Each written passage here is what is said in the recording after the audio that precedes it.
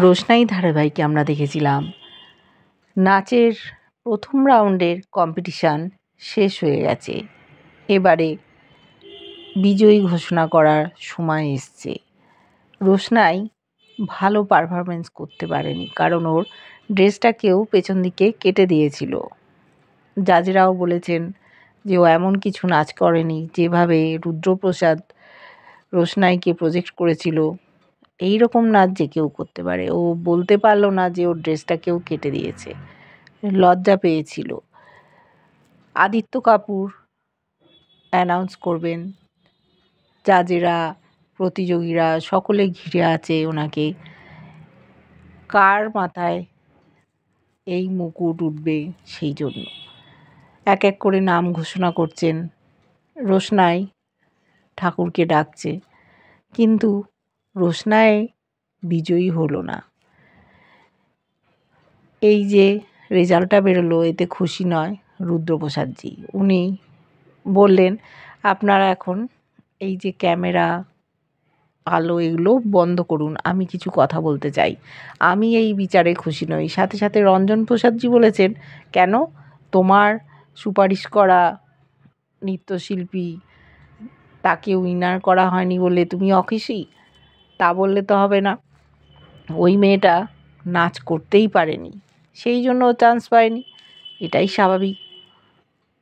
সকলকে বলতে চাইছে রোশনাইকে একটা সুযোগ দেওয়া হোক, কিন্তু জাজেরাও সেই সুযোগ দিতে রাজি নয়। ওদের ওপর আর কোনো কথা বলা যাবে না। বলছে, দেখুন আমি কিছু কথা বলতে চাই, কিন্তু রঞ্জন প্রসাদজি রুদ্রপ্রসাদজিকে কোনো কথা বলতে দিচ্ছে না। বলছে, না, যা রেজাল্ট বেরিয়ে গেছে তার উপরে আর কোনো কথা চলে না।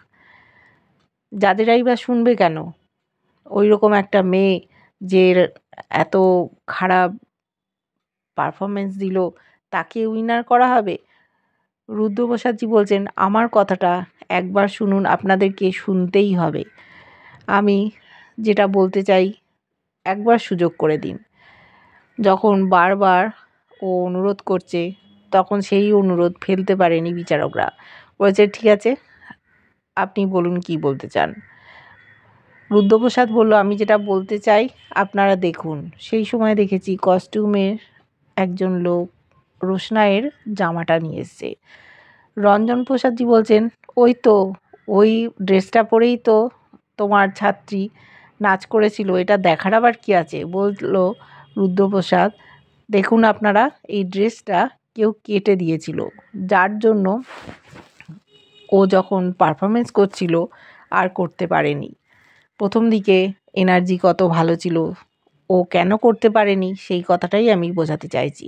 রঞ্জন প্রসাদজি বলছেন, সব মিথ্যে কথা, মেয়েটা নাচ করতে পারেনি বলে ইচ্ছে করে নিজে ছিঁড়ে দিয়েছে, এটা কখনো হয়? ওরা অবাক হয়ে তাকিয়ে আছে। তখন বলছে যে তাহলে আমরা সিসিটিভি ফুটেজ ক্যামেরাগুলো চেক করি, কে করেছে দেখি।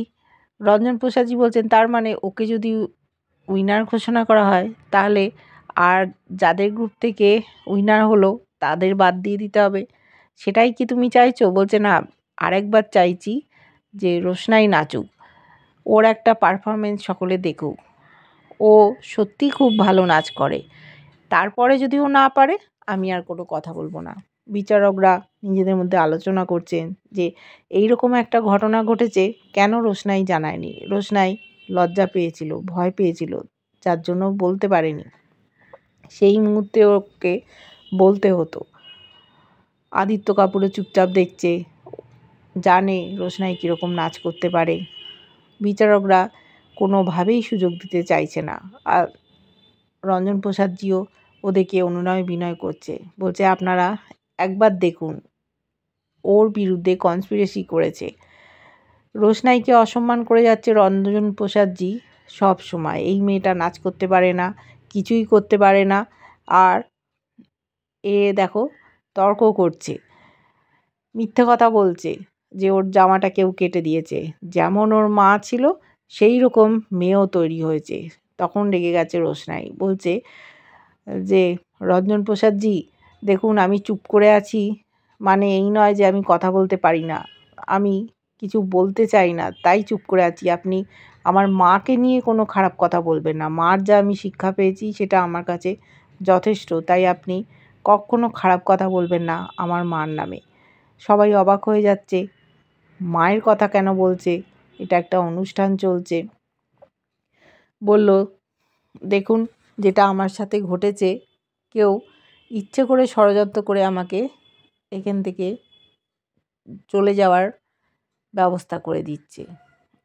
আমি আমার সাধ্যমতো চেষ্টা করেছি, কিন্তু অসহায় অবস্থাটা আমার কেউ দেখতে পেল না। ওদিকে আদিত্য কাপুরও বলছে, আমিও লক্ষ্য করেছি, আমি দূর থেকেই রোশনাইয়ের নাচ দেখছিলাম। রোশনাই ভালোই নাচ করছিল, কিছু একটা ওর সাথে ঘটেছিল যার জন্য ওর পারফরমেন্সটা ব্রেক হয়ে গেল। এদিকে মিনির খোঁজ করার জন্য থানায় গেছে আরণ্যক। মিনির বাবা ওর ছবি নিয়েছে, ওর কোনো দাগ আছে কিনা জন্মগত সেটা জানতে চাইছে। পুলিশ বলল, দেখুন, আপনারা বলছেন আপনাদের মেয়ে হাঁটতে চলতে সেরকম পারে না, তবে আমাদের আরেকটাও ভেবে রাখতে হবে, কোনো অ্যাক্সিডেন্ট হয়নি তো, হাসপাতালেও খবর নিতে হবে। ওর বাবা কেঁদে ফেলেছে, বলছে হাসপাতালে? বলছে দেখুন, হয়তো ও ভালোই আছে, আমরা সুস্থভাবেই বাড়ি দিয়ে আসবো, কিন্তু সবটাই তো ভেবে রাখতে হয়, আপনি একদম চিন্তা করবেন না।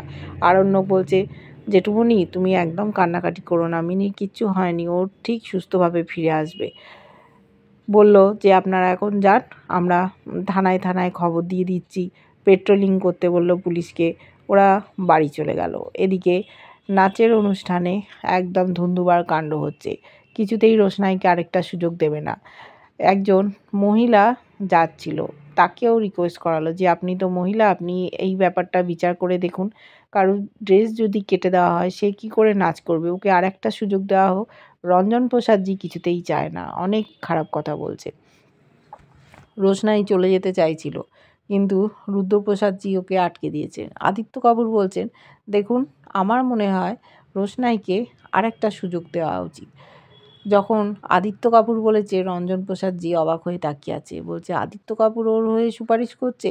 আর যারা জাজ ছিল তারা বলছে আদিত্য কাপুর যখন বলছে তখন আরেকটা সুযোগ এই মেয়েটাকে দিতে হবে, না হলে কিন্তু মুশকিল হবে, আমাদের টিআরপি কমে যাবে। আদিত্য কাপুর যে সে লোক নয়, একজন স্বনামধন্য ব্যক্তি, তাই ওর কথা ফেলা যাবে না।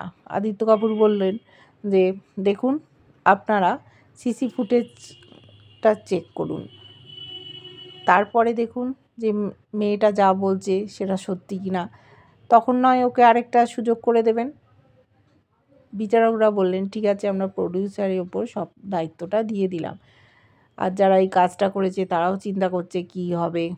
রঞ্জন প্রসাদজি বলছেন, তুমি কালকে এখানে নাচ করতে আসবে তো রোশনাই, তোমার অবস্থাটা আমি খারাপ করে দেবো, তুমি দেখো শুধু।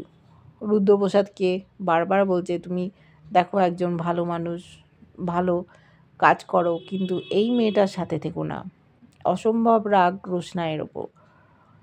রুদ্রপ্রসাদ বুঝতে পারছে না কিসের এত রাগ। রোশনাইও বলেছিল, আপনার সাথে আমার কদিন দেখা হয়েছে, 2 দিন 3 দিন, আপনি এরকম আমার সাথে খারাপ ব্যবহার করেন কেন?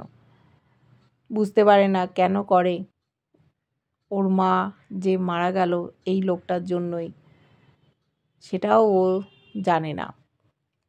এইবারে সকলে মিলে তখন বলছে বলে ওরা বলল যে কালকে আমরা দেখব সিসিটিভি ফুটেজ ক্যামেরা দিয়ে, প্রডিউসার যদি বলে যে রোশনাইয়ের কোনো দোষ নেই, জামাটা অন্য কেউ কেটে দিয়েছে, তাহলে আমরা বিচার বিবেচনা করে ওকে আরেকটা সুযোগ করে দেওয়ার চেষ্টা করব। এতেই ওরা খুব খুশি। রুদ্রপ্রসাদ রোশনাইকে বলছে, দেখো, এটাই শেষ না, আরেকটা সুযোগ অপেক্ষা করছে, তুমি মন খারাপ করো না।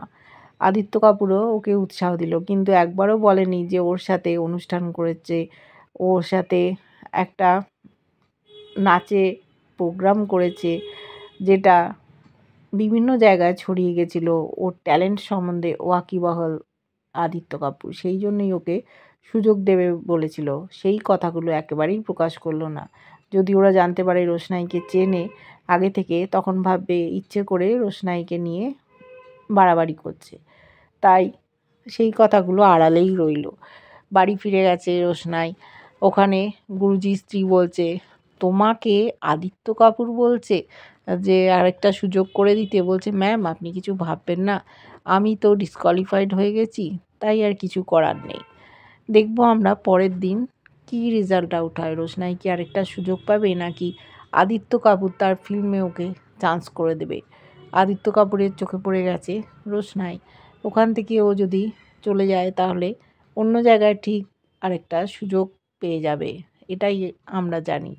কিন্তু রঞ্জন প্রসাদজি বলছে মনে মনে যে আমি এমন একটা ব্যবস্থা করব যেখানে রুদ্রপ্রসাদ আর রোশনাইকে অসম্মানে জর্জরিত করে দেবো, ওরা আর মাথা তুলে দাঁড়াতে পারবে না।